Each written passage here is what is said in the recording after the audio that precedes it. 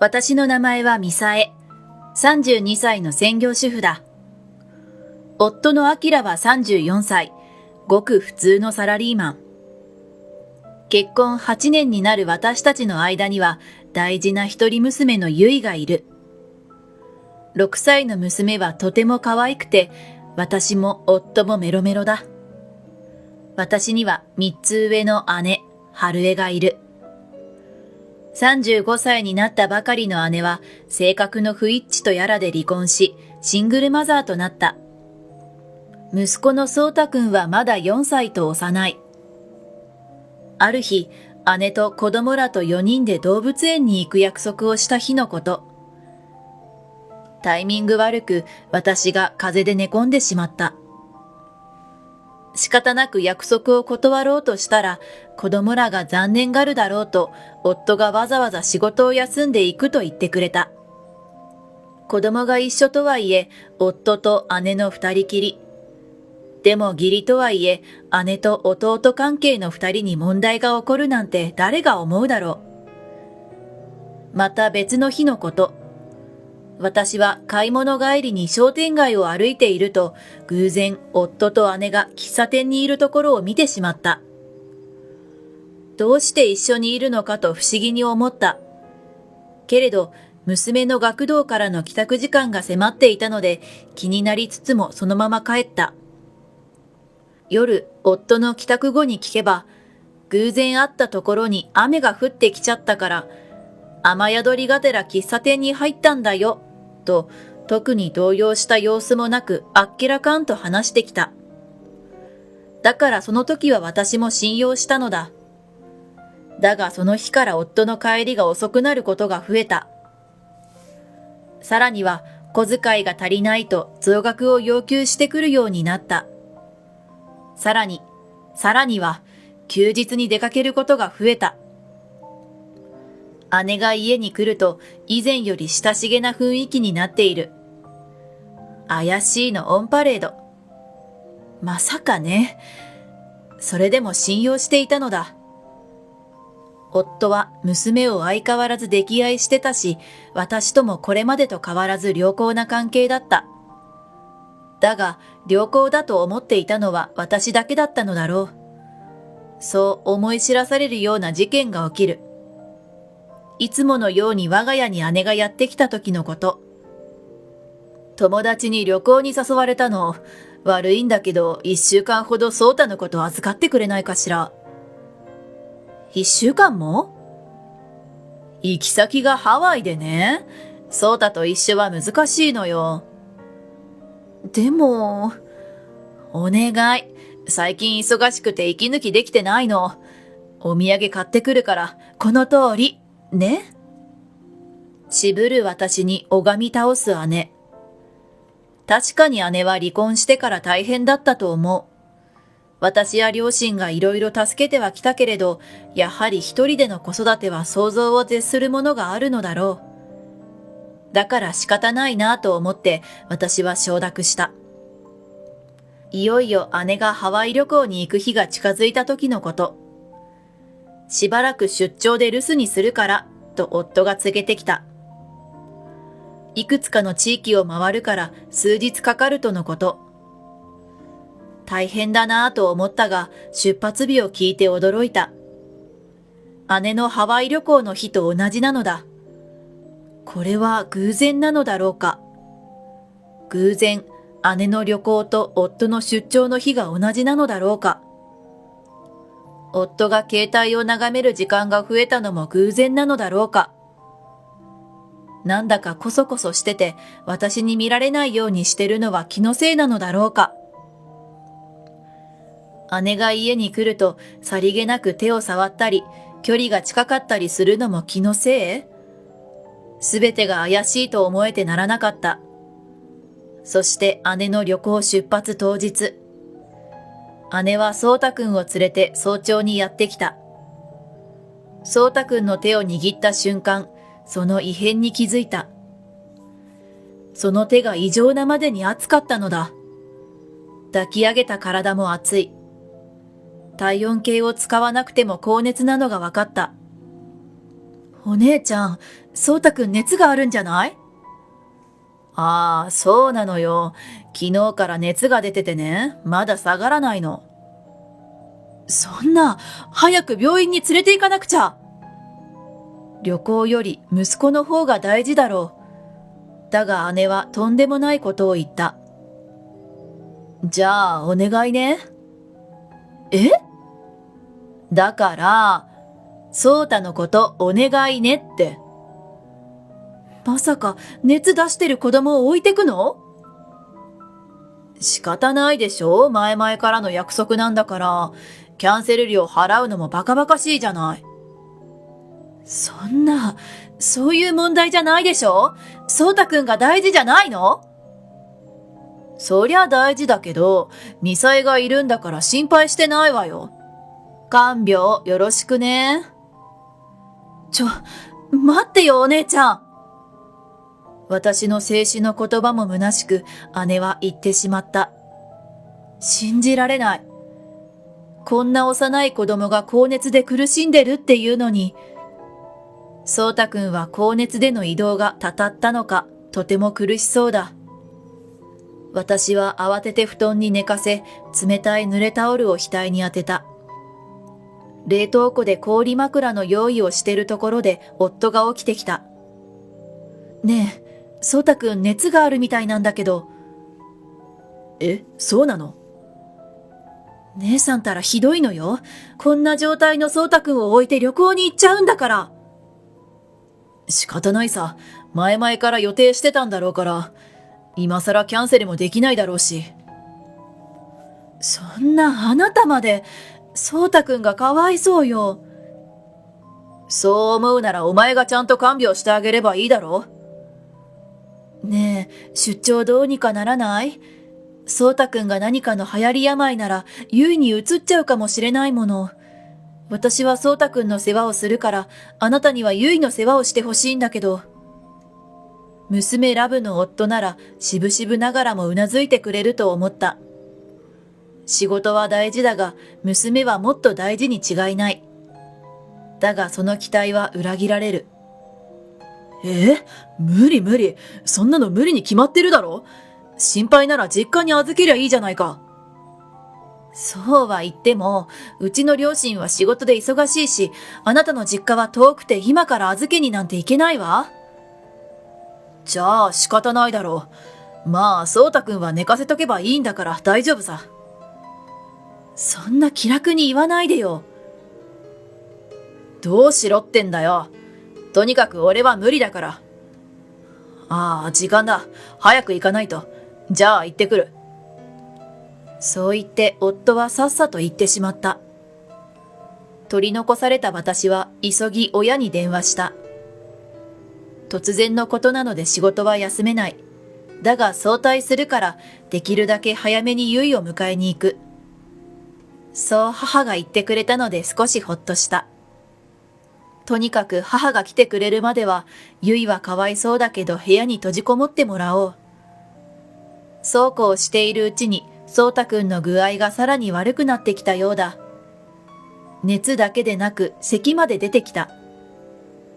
昼過ぎに仕事を早退した母が来てくれたので、ゆいを預けると同時に私は小児科へ。行きの車中、車に揺られるだけで苦しそうなそうたくんに胸が締め付けられる。結果ただの風邪ということで、まずは処方された解熱剤を与えて様子を見ることになった。しかし、これ以上熱が上がったり、意識が朦朧として危険な状態になれば、迷わず救急車を呼ぶように言われて帰った。ごめんねお母さん。突然無理言ってゆいを預かってもらっちゃって。いいのよ、気にしないで。それよりそうたが心配ね。両親にとってはゆいと同じくそうたくんも可愛い孫だ。電話先の母も心配そうな声だ。母との電話を終えてからふと気になって夫の会社に電話した。もしもの時のために出張先を教えてほしいと思い問い合わせたのだ。帰ってきた答えは、有給を取ってるはずですが、だった。私は天を仰ぐ。嫌な予感が現実味を帯びてきた。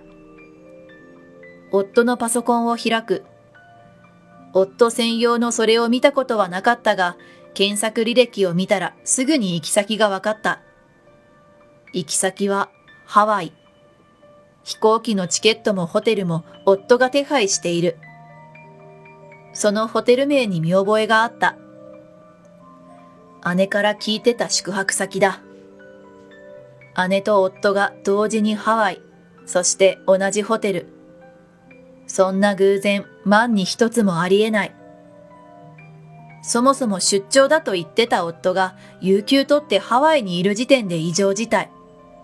ふと気になって私は携帯を見た。姉の SNS をチェックするためだ。新しいものは投稿されてなかった。だが、ここ最近のをチェックしてみると、はっきりとは映ってないが、頻繁に誰かと一緒にいるのが分かった。ちらりと見え隠れする服は見覚えのあるものばかり。疑心が確信に変わったのは、一緒にいる人物の腕時計が映っていた一枚。それは私が夫に送ったものだった。高くはないが、マイナーなメーカーのものなので珍しいデザインの腕時計。夫と同じ服装で同じ腕時計をする。夫とは別人が姉の写真に写っている。そんな可能性は限りなくゼロに等しいだろう。そして決定打の一枚を見つけた。ウィンドウショッピング中という一枚にガラスに写った姉がいた。その写真の端の方に同じくガラスにとある人物が写っていたのである。紛れもなく夫だった。浮かれた姉はガラスに夫が写ってるとも気づかずに写真を投稿したのだろう。私は震える手で全ての写真を保存した。ああ、間違いない。姉と夫は不倫関係にある。今二人は一緒にいるのだ。これまで夫と積み上げてきたものが一気に崩れる気がした。二人には何度も電話したが、そのうちすぐに音声案内が流れるようになった。どうやら電源を落としたらしい。そうたくんはまだ熱が下がらない。苦しそうな顔を見ていると、徐々に怒りが湧き上がってきた。こんなに幼い子供が苦しんでるのに、私がこんなに大変な状況だというのに、今頃姉と夫は笑いながらハワイ旅行を満喫してるのだ。こんなひどい話があるだろうか。怒りに震える。どうしてやろうかと思うけれど、それは後だ。まずはそうたくんが回復してから。そうは思うものの、そうたくんの熱は一向に下がる気配がなかった。それどころかますます上がってる気がする。熱を測って驚いた。42度？子供は熱が高くなりやすい。ゆいも40度の発熱を経験したことはあるが、ここまで高いのはない。どうして解熱剤が効かないの？そうたくんはぐったりとしていて、無理に動かすのも辛そうな状態になっている。どうしよう。あまりの事態にパニックになりそうな自分を必死に抑えた。とにかく救急車を。そう思ってスマホを握りしめた時だった。ママ。そうたくんが小さい声でつぶやいた。苦しそうに顔を歪め、姉を呼ぶそうたくん。許さない。あいつら絶対許さない。怒りに目の前が真っ赤になりそうになった瞬間、そうたくんの容体が急変した。あれから1週間が過ぎた。悲しい気持ちとは裏腹に今日は快晴だった。広がる青空を私は呆然と見つめる。そのうち涙がこぼれた。もうどれだけ泣いたかわからない。それでも涙が枯れることはなかった。私の手を握るゆいの手が震えていた。娘もまた泣いていた。抱き上げると小さな体が震えている娘の肩越しに両親が泣き崩れているのが見えた。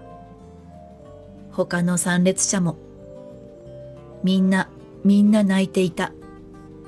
不意にスマホが震えた。ゆいを下ろしてディスプレイを見れば、そこには姉の名が。もしもし。あ、ミサエ？おひさ？今ね、ハワイから戻ったとこ。空港に着いたんだけど、これからソータ迎えに行くわ。預かってくれてありがとね。まるで異世界からの電話のようだ。ぽつりと私はつぶやくように言った。天国に旅立ったよ。止まったはずの涙が一筋こぼれた。私が言ったことを理解できてないのか、電話の向こうの姉は間の抜けた声で問い返してきた。天国？何言ってるのよ。意味不明なんだけど。だから、天国に行ったの。お姉ちゃんがハワイ旅行してる間にね。言ってる意味がわからない。来ればわかるよ。葬儀は終わって今火葬場にいるから。火葬場？戸惑う姉に火葬場の場所を教えると、ブツッと電話が切れた。ソータ？タクシーから降りた姉は血相を変えてかけてきた。名前を呼んで周囲を見渡すが、ソータくんはいない。どこにいるの？いないよ。いるわけないでしょ？どういうこと？私はゆっくりと指さした。火葬場の方を。今の火葬場は昔のように煙は出ないが、確かに今、その人は火葬中なのだ。ソータくんだけど、あの日、お姉ちゃんがソータくんを預けてきた日に、一気に42度まで熱が上がったの。42度？小児科でもらった解熱剤も効果なくて、容体がみるみる悪くなって、慌てて救急車を呼んだのよ。それで、ソータは？答えたくない。今は葬儀中なのよ。そう言って私は手を広げた。示すは火葬場。おい、どういうことだよ。ソータくんはどうなったんだ？どうしてあなたがいるの？言葉を失う姉の代わりに怒鳴る人物。それは私の夫だ。あろうことか、夫は堂々と姉と共にやってきたのだ。そんなこと今関係ないだろ。ソータくんは。関係あるに決まってるでしょ？夫の声に負けじと私は怒鳴り返した。二人して家族を放置して不倫旅行なんてどういう神経してるの？しかもソータくんは熱を出してて、私が助けてほしいと言っても無視して旅行に行くなんて、頭おかしいんじゃない？何を言って。とっくに知ってるのよ。会社に問い合わせたら、あなた有給取ってたんですってね。パソコン調べたらハワイ旅行の予約がされてた。姉と同じ飛行機で姉と同じホテルに泊まって、偶然だなんて言い逃れできると思う？それは。私はきっとすごい顔をしてたのだろう。気迫に押されて夫は言葉を失った。ねえ、ミサエ教えて。ソータは亡くなったの？今そんな質問してる余裕あるの？どうして私たちがここにいると思うの？なんで喪服を着て火葬場にいると思う？わからない？そんな、いやー。姉の絶叫がその場を支配した。泣き崩れる姉を私は冷たい目で見下ろした。お姉ちゃんに泣く資格なんてないわ。息子を見捨てて妹の夫と不倫旅行するような最低人間のくせに。寂しかったの。一人で寂しかったのよ。だからついって妹の夫に手を出すの？何よ、私は悪くないわ。悪いのは息子を引き取らない元旦那だし、それだけじゃないわ。息子の世話を助けてくれない両親とミサエのせいでもあるでしょ。あろうことか、姉は逆ギレしてきた。私は何も悪くない。好きで子供を産んだわけじゃないし、好きでシングルマザーになったわけでもない。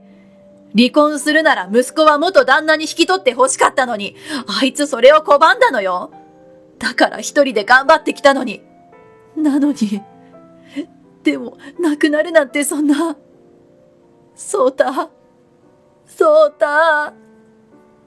春江。泣き崩れる姉の肩を抱くのは夫だ。もう不貞関係を隠すつもりもないということか。勝手なこと言わないで。私も両親もできる限り助けてきたわ。それに熱を出してる子供を放置して不倫なんて何の言い訳もできないことよ。自分がどれだけクズかもわからないなんて最低ね。おいミサエ、実の姉に対してあんまりじゃないか。春江は蒼太くんを亡くしてショックを受けてるんだぞ。うるさい。共犯者が偉そうに言うな。言っておくけどあんたとは離婚するから。きっちり払うもの払ってもらうから覚悟しておいて。それとこれとは関係ないだろう。関係大ありよ。泣き崩れる姉に怒鳴り合う私と夫。修羅場とはこういうのを言うのだろう。そんな私たちに両親が近づいてきた。涙でぐしゃぐしゃの姉が両親を責める。お父さんお母さん、ソータが、どうしてソータをちゃんと見てくれなかったの？どうしてソータを？直後、パシンと乾いた音が響いた。ふざけるな！父が姉の方を叩いたのだ。育児放棄をしておきながら人のせいにするな。そんな、だって。しかも妹の夫と不倫旅行だと？この恥知らずが。お前をそんな風に育ててしまって父さんは情けない。父の言葉に、わーっと姉はさらに号泣した。私も夫の顔を殴ってやろうか。夫を睨みつけた時だった。ママ？小さな男の子の声がした。姉がバッと振り返る。そこには、そうた？そうたくんが男性に抱かれていたのだ。そうた立ち上がって走り寄る姉だったが、伸ばした手から男性はさっとそうたくんを回避させた。ちょっと、何するのよ、秀一。秀一。そうたくんを抱いてる男性。それは姉の元夫だった。性格の不一致で離婚したというその人だった。それはこっちのセリフだ。そうたを放って何してるんだお前は。あんたには関係ないでしょ。そうたは私の息子よ。俺の息子だ。お前が絶対親権を渡さないって言うから世間的に母親の方がいいという意見に従ったけど、何度催促しても会わせてくれないし、心配してたら案の定だ。お前にそうたの母親をする資格はない。うるさい。あんたは黙って養育費を払ってりゃいいのよ。そうたのためならいくらでも払うさ。だがお前は世話もせず放置した。そうたがどれだけ危険な状態だったのか知りもせずに、のんきに不倫旅行とはな。あの日、容体が急変したそうたくんに慌てた私は救急車を呼んだ。病院に着いてから処置がなされてる間に両親を呼び、そうたくんの父親である修一さんを呼んだのだ。姉が私の夫と不倫旅行中だと話すと、ものすごく驚いていた。その後、無事に退院したそうたくんは、修一さんとあちらの実家で養生していたのだ。ちょっと待てよ。そうたくんは無事だったってことだよな。じゃあ、これは誰の？戸惑い、火葬場を見つめる夫に私は言った。私たちのおばあちゃんよ。私と姉の祖母、ゆいとそうたくんの曽祖母はかなりの高齢で、寝たきりの状態で施設のお世話になっていた。その祖母が老衰で先日亡くなったのだ。寝たきりでも意識は結構しっかりしていた祖母は、ひ孫のゆいやそうたくんも可愛がってくれていた。たまに施設に会いに行くと、シワだらけの顔をさらにシワくちゃにさせていたものだ。そのあまりに突然のお別れに、私や両親、ゆいも気持ちがついていかなくて、ただただ泣きくれていたのだ。そうたくんは病み上がりということもあって、葬儀には参列しなかった。だが、この火葬場に姉を呼んだと修一さんに連絡したので、もうすっかり熱も下がって元気だからとやってきたのだ。騙したのね。誰もそうたくんが亡くなったとは言ってないわ。姉が非難の目を向けてきたが、非難したいのはこちらである。おばあちゃんが亡くなったとも聞いてないわと姉が吠える。おばあちゃんが亡くなったと何度も電話したけど電話が切られてたからね。おかげで両方とも電話がつながらないから。そもそもおばあちゃんに優しくしてもらってたのに、遅れて到着とかありえないでしょ。ふざけんな。どいつもこいつもバカにして。そうた、帰るよ。そんな男のとこじゃなくママがいいでしょ。修一、早くそうたを返せ。いい加減にしないか。修一さんに詰め寄る姉を一括したのは父だった。お前、こんなことになってもまだそうたを自分のもとに置けると思ってるのか。いいか、お前のやったことは法に触れるところだったんだぞ。保護責任者遺棄罪というものだ。母親失格のことをしたんだぞ。もう二度とそうたのそばにいられると思うな。そうたは修一くんのもとで育てる。お父さん、そんな。弁護士も立てて、私たちも全面的に修一さんに協力することにしたから、もうあなたは私たちの娘じゃないわ。縁を切るからそのつもりで。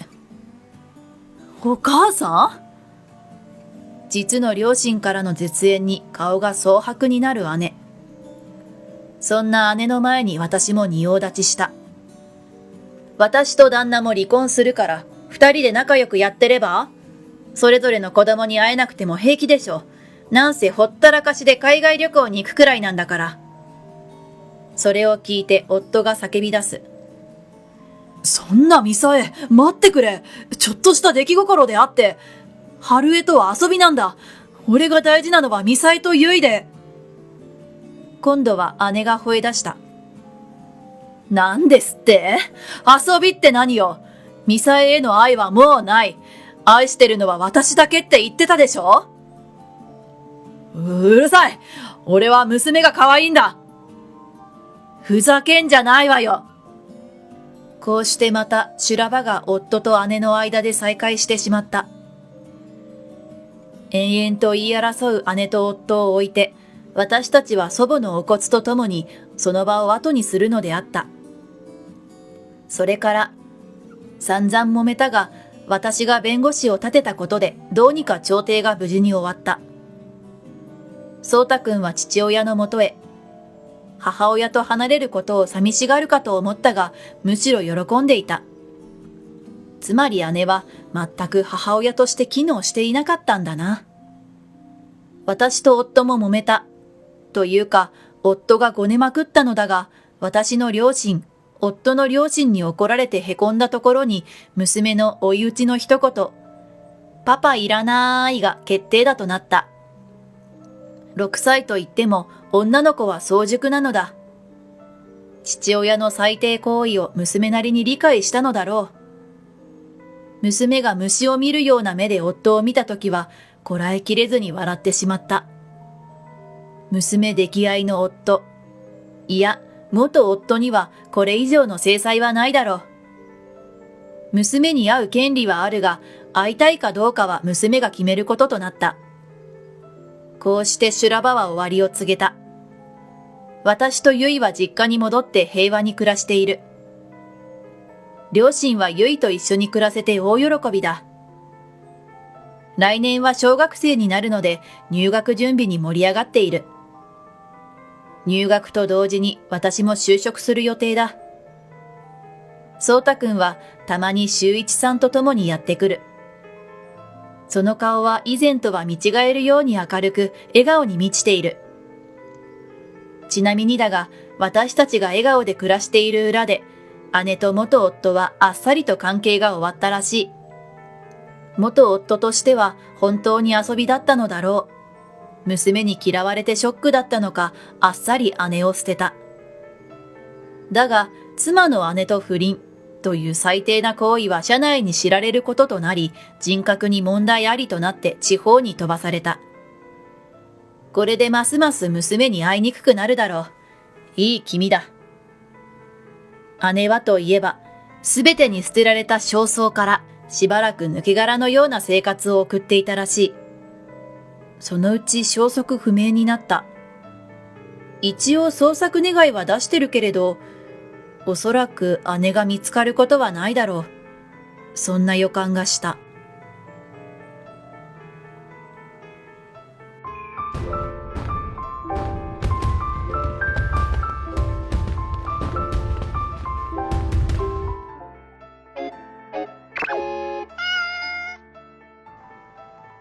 My name is Sayuri, and I'm 38 years old.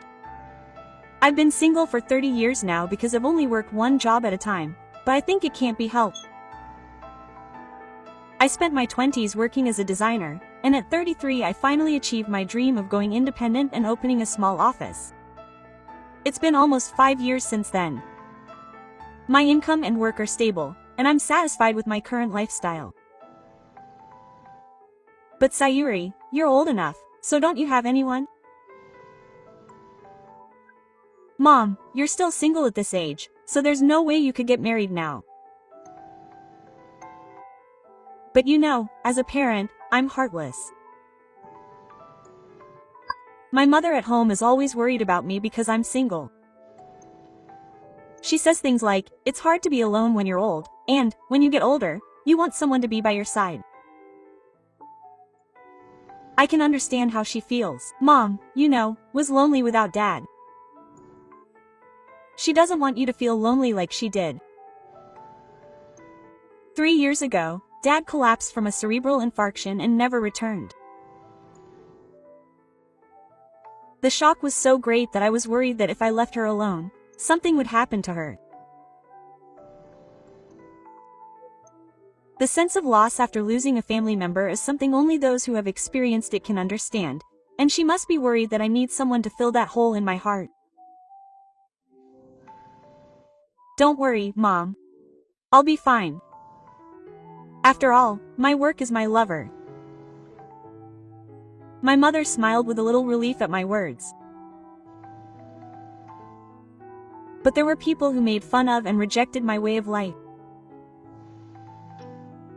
Being single at 38 means your life is over. As my older brother, I'm ashamed. That's true. Sayuri, don't rely on us when you get older. My older brother, who is 2 years older than me, married his same age mentor 3 years ago. He's not that different from me now, but for some reason he still follows me around like I'm a fool, even though I'm 38 and single. They say that couples are alike, and my older brother and his wife are exactly like that. She wears plain clothes and is an unattractive old lady. Sayuri doesn't seem to be very popular. Her purpose in life is to show off her simple clothes by wearing brand name and luxury items. It's not unusual to be single at this age these days. I thought I couldn't stand on the same level as these people, so I just went along with them, but yeah. They would try to reassert their superiority by saying things like, women who can't get married are miserable, and my irritation grew day by day.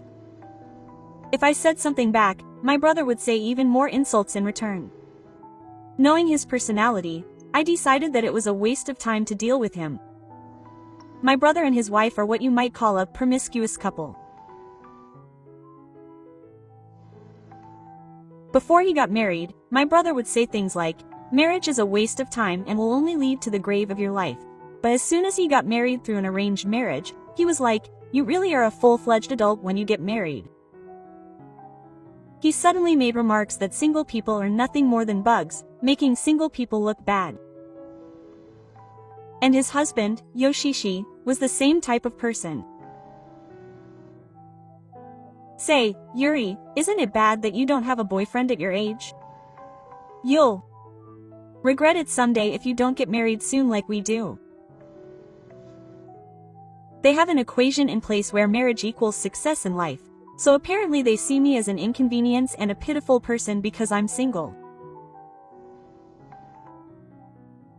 That wouldn't be bad, but Yoshishi said, if Sayuri doesn't get married, she won't have children.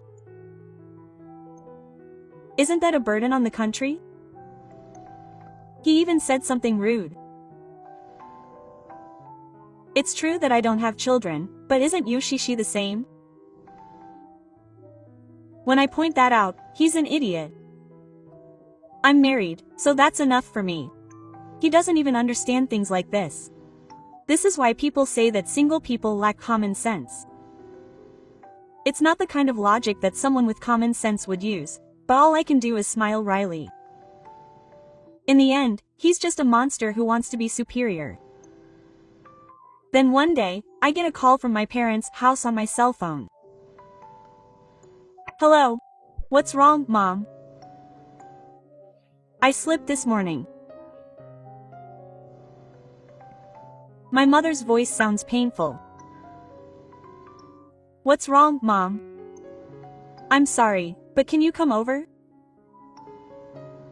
I rush to my parents' house and find my mother slumped on the floor, holding her foot.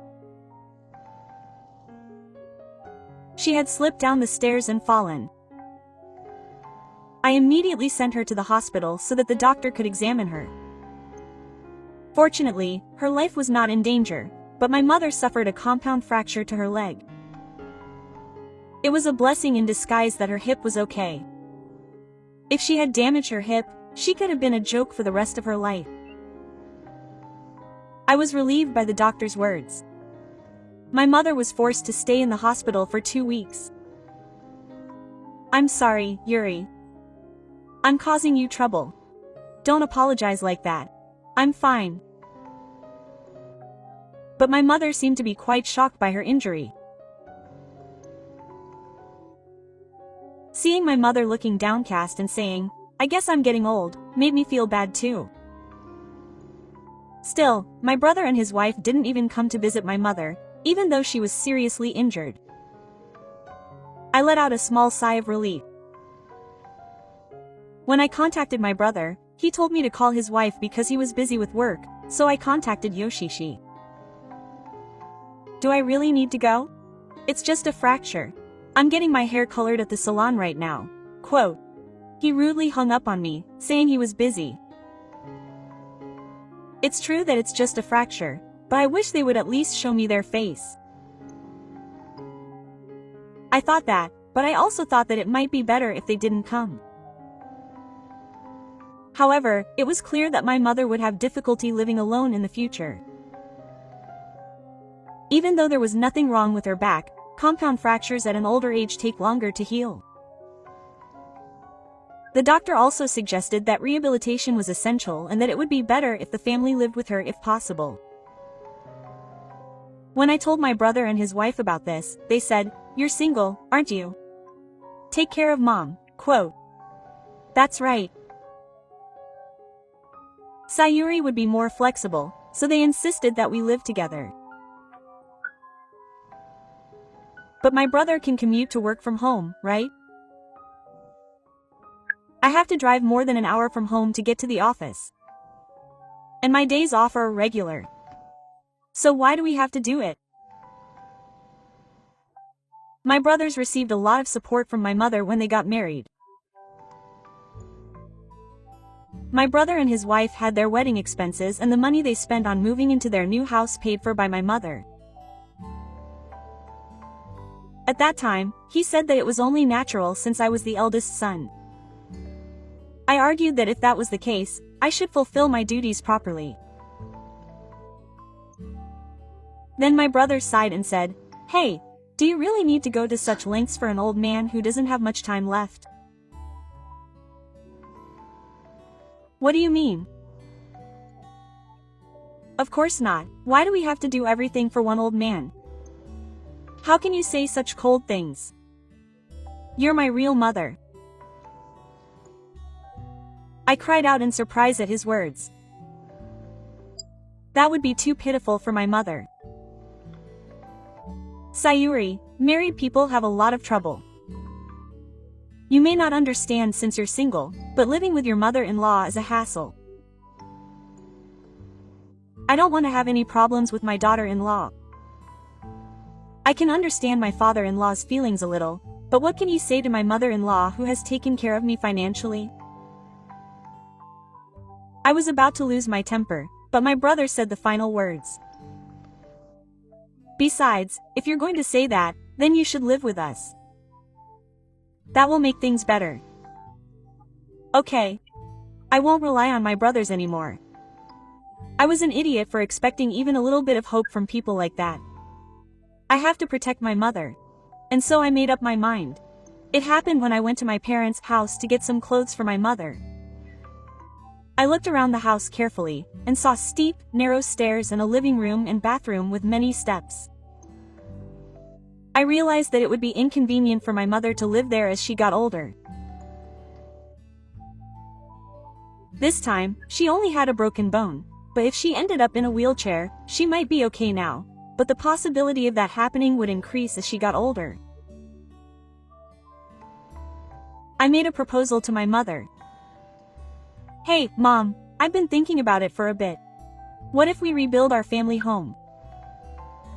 Rebuild it? Why all of a sudden? I'll be the one moving back to take care of my mom. Considering our future lives, it would be better to make it barrier-free. I explained that we should build a new house together rather than renovate it. But what are you talking about? You want her to be healthy, so why don't you make the house more livable? That's right. Thank you so much, Yuri. And so, I started moving forward with the family home. We decided to demolish the family home and build a new one, with my mother-in-law in my name. The loan would be in my name. Since it was about the family home, I told my brother about it. I see. A new house, huh? Good job. Sayuri and my brother looked happy for some reason. Yoshishi also said, Sayuri is thoughtful too, in a condescending tone. I really don't like these people. They always try to dominate me no matter the situation. That's why I want to avoid having any more contact with them. I decided to take this opportunity to distance myself from my brother and his wife. And then the new house was completed. It had been about a year since my mother's fracture. Her leg was much better, but she still had some discomfort. However, the new house had handrails everywhere and all the steps had been removed, making it comfortable for my mother, who was older than her. Since we started living together, her health seemed to be improving, and she smiled more often. Despite everything that had happened, I was glad that I had decided to take care of my mother. That's what Yazaki thought. One day, he was relaxing at home on a holiday. While my mother was out at the community center for rehabilitation, my older brother and his wife suddenly came to visit. What's going on? They're not very good at it. They just came back to my house. That's right. They're still as unreasonable as ever. Who would have thought that my older brother and his wife, who had been so irrational, would come here and contact me? What do you mean, my house? What do you mean? The family home is something that the eldest son will inherit eventually. So it's my house. I had a bad feeling about my older brother saying this so confidently. So, what are the requirements? Actually, we're thinking of moving into this house starting today. Huh? It's a big help that you rebuilt it so nicely. You did it for us. What are you talking about? When I try to explain to my brother, Yoshishi interrupts. Sayuri, you don't seem to understand, but the eldest son is someone who should be given priority. Even more so than someone like you who's single. Or rather, you're in the way, so can you please move out? Move out? ? Why me? Don't you understand that? This is the eldest son's house. It would be a nuisance if an old lady who's left behind were living there. I'm younger than her. There are plenty of things to criticize, but more than that, I'm getting dizzy from how much she's saying. That's why, Sayuri, pack your things and move out quickly. Thank you. Oh, you took your mother with you too. Sayuri declared that she would take care of her. What an outrageous statement. Even though I build a house where my family could live together for my mother who would soon become physically disabled. My brother and his wife are trying to take over the house, kicking out my mother and me who should be the main characters. These people can only see things from their own perspective. Well, they've always been like that, but when it comes to the topic of future inheritance, their eyes change completely. It's not good for the world if we leave these heartless and unreasonable people as they are. I want to shut them up somehow. Okay. Then, brothers, please pay the mortgage on this house. Huh? Alone? What's that? I have about 30 million yen left, so please do. The house with the remaining mortgage can't be sold until it's paid off in full, so the buyer should pay it all at once. Huh? Why are we paying 30 million yen all at once? My sister-in-law looks stunned. Why? Isn't it natural for the person living there to pay? Why is this house going to belong to the eldest son eventually? Why are we paying the mortgage? Are they talking to aliens? There must be no mortgages in the universe where my master is from. Conversely, I want to ask, who do you think is going to pay for it? Didn't Shuri pay for it? The conversation doesn't seem to make sense. I never heard of a loan. I thought it was paid in one lump sum. Don't do whatever you want without telling your eldest son. I can see that my brother, who was the due date, is gradually becoming resentful. His perception is wrong from the start. If he thinks I paid it in one lump sum, then if he wants the house, he should pay me for it. Even if this house was owned by my mother in the first place, if he received it for free, he would have to pay the increased tax on inheritance during his lifetime and other things. He probably doesn't know anything about that. Seeing my brother's reaction, I understood why they were so happy when I told them about the new house on the phone. I don't think you'd think I built it for you guys as a favor.